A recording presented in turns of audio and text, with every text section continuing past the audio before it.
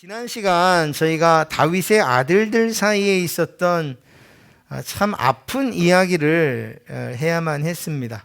짧게 우리가 다시 살펴보면 다윗의 첫째 아들인 암논이 이복 동생이었던 다말을 순간의 이러한 욕정으로 인해서 성폭행합니다.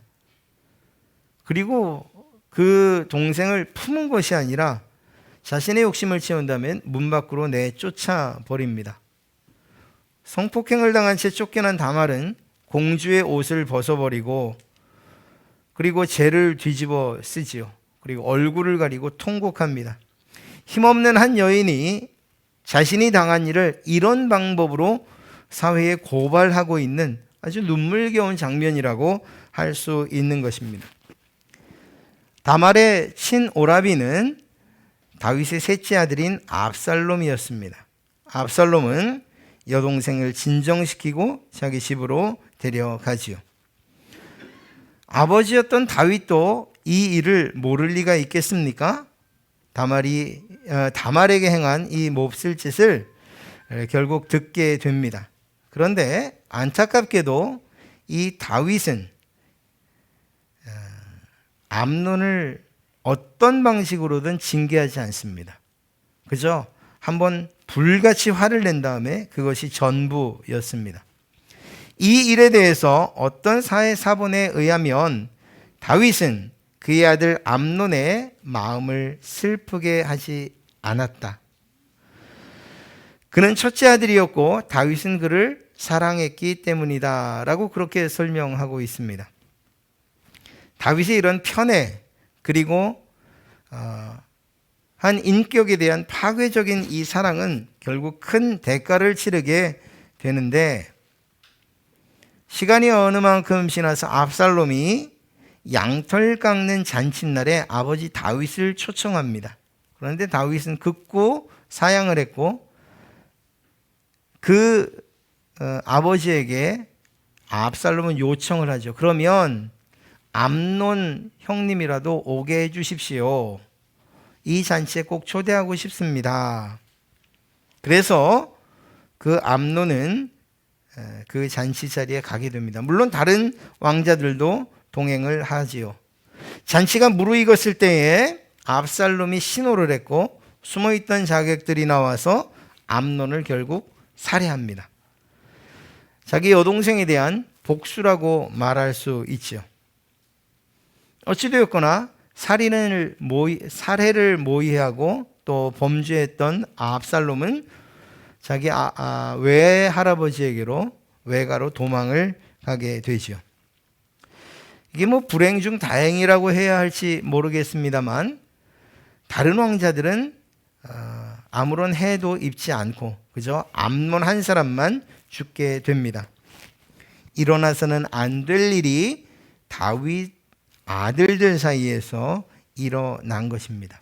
그렇게 해서 이 사건이 있은 이후에 3년의 시간이 지난 즈음에 다윗은 도망간 압살롬을 그리워하기 시작합니다. 그것이 우리가 읽진 않았습니다만 14장의 처음이에요. 1절을 보면 스루야의 아들 요압이 왕의 마음이 압살롬에게로 향하는 줄 알고, 아버지로서 아들을 그리워하는 것은 당연한 일이겠습니다만 그러나 적극적으로 그러한 요청을 아무에게도 하지 못하지요. 입 밖에도 내지 못하는 그러한 다윗의 상황입니다.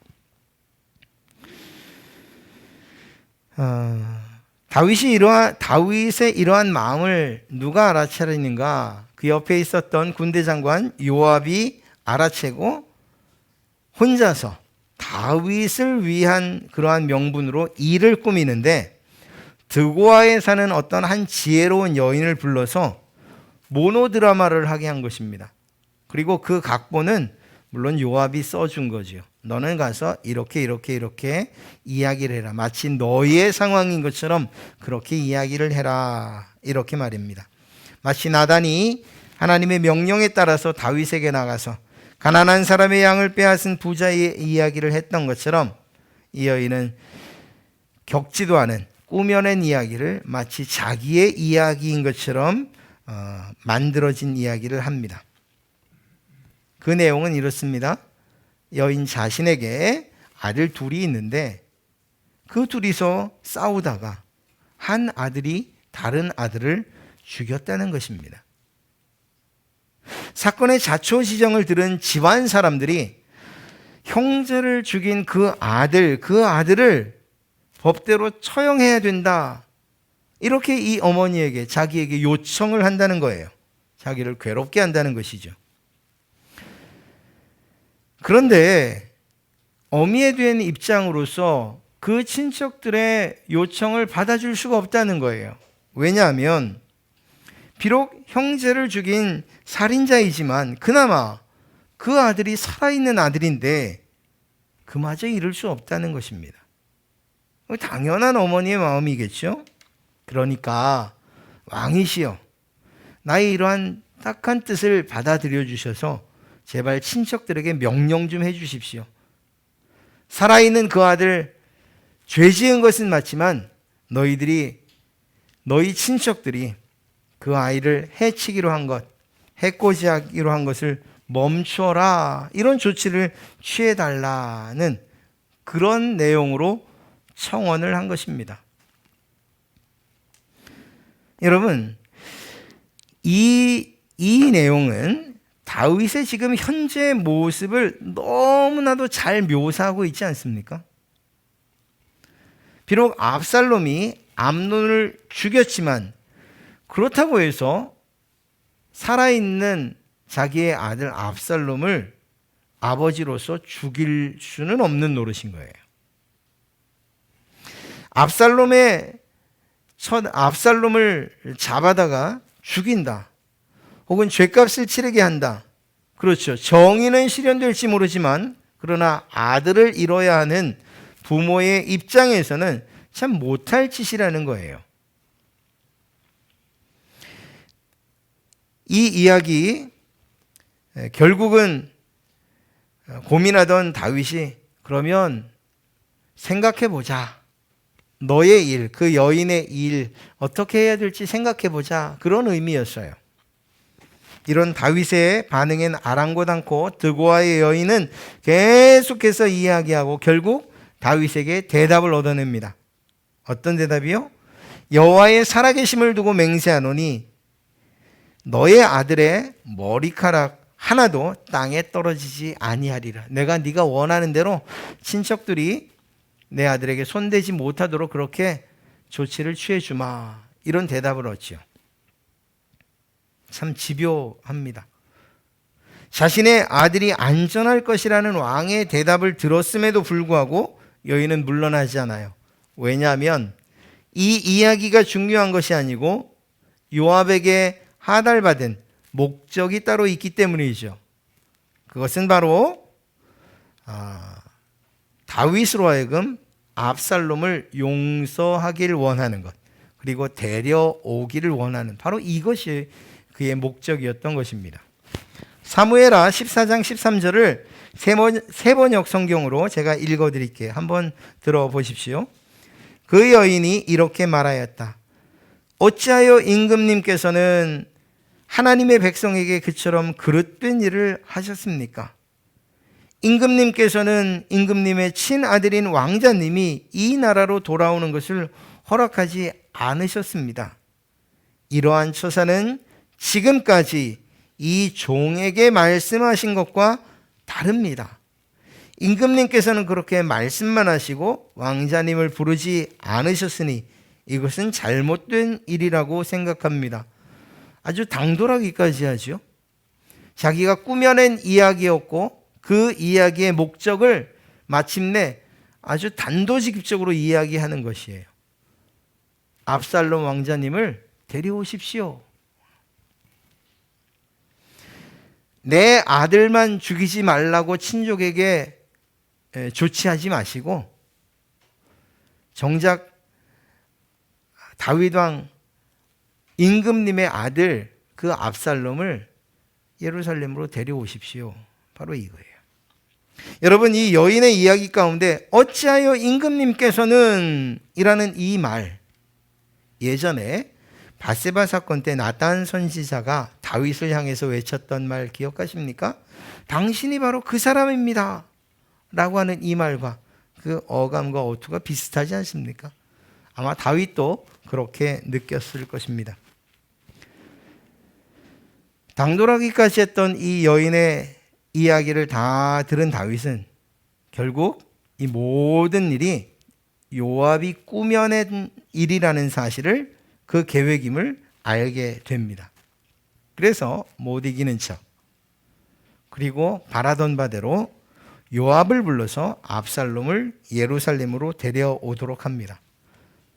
여기서 일이 잘 맞춰지는 듯 했는데 그렇지 않습니까? 압살롬은 돌아오고 보고 싶었던 아들을 만나고 어찌됐거나 잘잘못을 시비를 가린 이후에 아들로서 받아주면 되는 것이었고 압살롬은 왕의 자리에 오르면 되는 것이니까 말이에요. 그런데 여기서 또 다른 새로운 문제가 시작됩니다. 차라리 이 압살롬을 데려오지 않았으면 더 좋았을 것 같은 그런 일이 벌어진 거예요. 그게 무엇이냐? 다윗이 예루살렘으로 온 아들 압살롬을 만나기를 거부한 거예요. 아니, 아들을 데려오라고 했는데, 그래서 그 아들이 왔는데 정작 오니까 그 아들을 보지도 않은 채 압살롬 너는 너의 집에 가 있거라, 이렇게 명령을 하고 만 거예요. 며칠쯤이겠지, 몇 주쯤이겠지.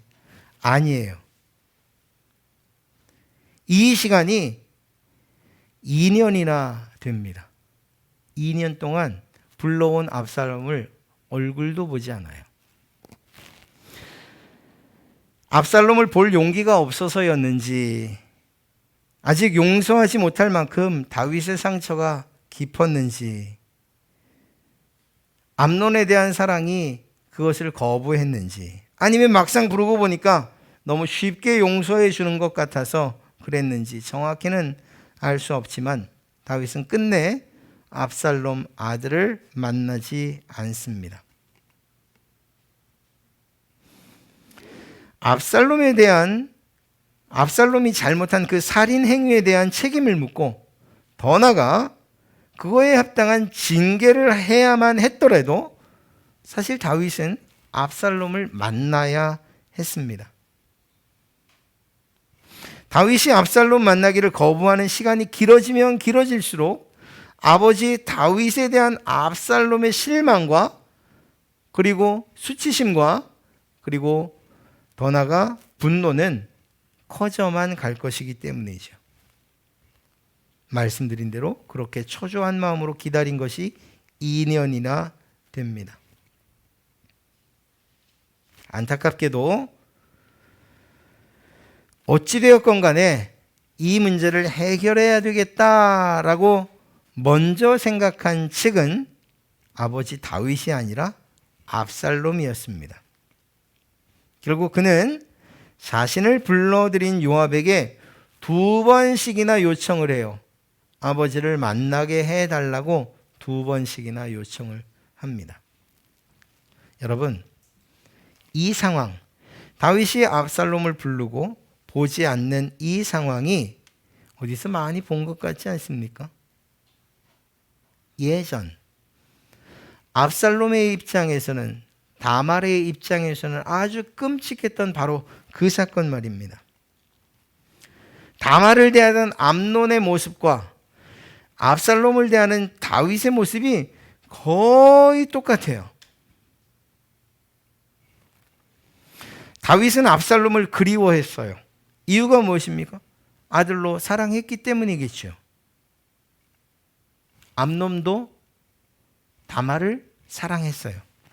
그래서 그 다말을 그리워했어요. 요압의 도움으로 그술로부터 압살롬을 데리고 돌아옵니다. 비록 암논이 강압적인 힘으로 다말을 취하긴 했습니다만 그 이후에 다말은 마음을 돌이켜서 그러면 내가 당신의 아내가 되겠습니다 라고 말을 해요. 압살롬이 돌아오고 다말도 마음을 돌이켜 암논에게로 가지요. 돌아와 다윗에게로 가지요. 그런데 그 마지막까지도 같아요. 다윗은 돌아온 압살롬을 전혀 보려하지도 않았고 만나려고도 하지 않았습니다. 마치 자신에게로 마음을 돌려서 이제는 당신의 아내가 되겠습니다 라고 하는 그 다말을 아주 매몰차게 종들을 시켜서 바깥 거리로 내쫓고 문을 걸어 잠근 그 암논의 모습과 똑같은 거예요. 아마 모르긴 몰라도 압살롬은 자신의 여동생 다말이 당했던 이 모욕감과 수치심을 아버지 다윗으로부터 동일하게 느끼지 않았을까 이런 생각이 듭니다.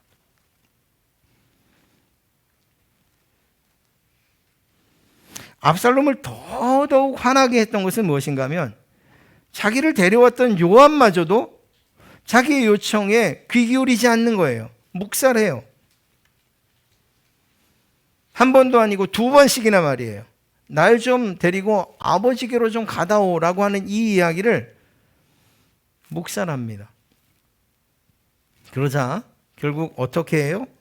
요압에게서 아무런 대답을 듣지 못했던 압살롬은 결국 자기의 사람들을 시켜서 요압의 보리밭에 불을 지르고 맙니다. 나중에 그 불이 났다는 소식을 요압이 듣고 그 불을 이 압살롬의 사람들이 불질렀다는 이야기를 들은 후에야 이 일에 대해서 시시비비를 가리려고 요압을 찾아와요. 그 찾아온 요압에게 압살롬이 무엇이라고 말합니까? 날 도대체 왜 데리고 왔습니까? 내가 정말 아버지 앞에 가서 책임져야 될 일이 있다면, 내 죄값을 물으신다면 내가 그렇게 하겠습니다. 그래도 이건 아니지요. 만나지도 못한 채 2년이 흘렀으니 이건 정말 아니지요. 결국 압살롬의 이 요압의 주선으로 다윗 그리고 아들 압살롬은 만나게 됩니다. 마지막 성경이 그렇습니다. 압살롬이 왕 앞에 나가 얼굴이 땅에 닿도록 엎드려 절을 합니다. 그러자 왕은 두 팔로 아들을 껴안고 그리고 입을 맞추는 것으로 14장이 끝납니다. 여러분, 이 포옹과 이 입맞춤이 얼마나 어색했을까요? 아버지와 아들임에도 불구하고 아들 압살롬에게는 얼마나 잔인한 포옹, 잔인한 입맞춤이었을까요? 차라리 안 보는 게 나았고 이 자리에 오지 않는 것이 더 나았겠다, 그렇게 생각하지 않았겠습니까?